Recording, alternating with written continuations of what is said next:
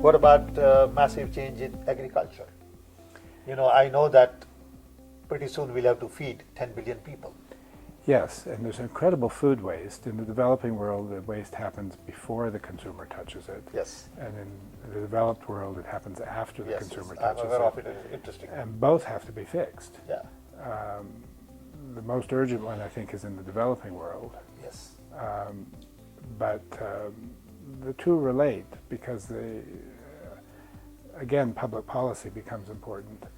When we subsidize our farming industry in this country, we prevent the importing of food from developing countries, which prevents them from creating an agriculture industry that would help bring them out of poverty. Right. We are not using agriculture in a truly productive way. What is it that 13 gallons of water are needed to make each hamburger? Right. We're not running an efficient system. Absolutely. And if we would stop subsidizing it the way we do, it would make it more efficient and allow opportunity in the developing world. There are so many examples like these, or this one, where we realize that there are changes to be made now, but it doesn't happen.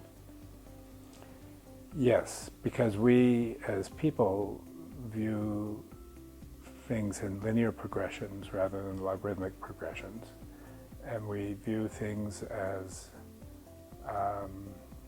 step changes in a single logical process and don't view things as probabilistic networks. We're good at deterministic change, like putting a man in the moon or building a bridge, because you can know all the factors. We're terrible at getting people to change diets or change driving habits, because it deals with the soft probabilism of human behavior. But then a lot more work needs to be done on how do you change people's behavior. That's where design comes in again, because rather than trying to predict exactly what their behavior will be, we create prototypical situations that see if it's improving the behavior, and if it's working, we do more of it, and if it's not working, we do something else.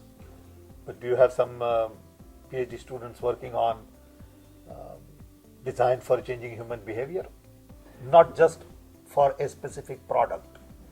I don't think we have anyone working on changing human behavior in general, but we do have people working on the nature of motivation and what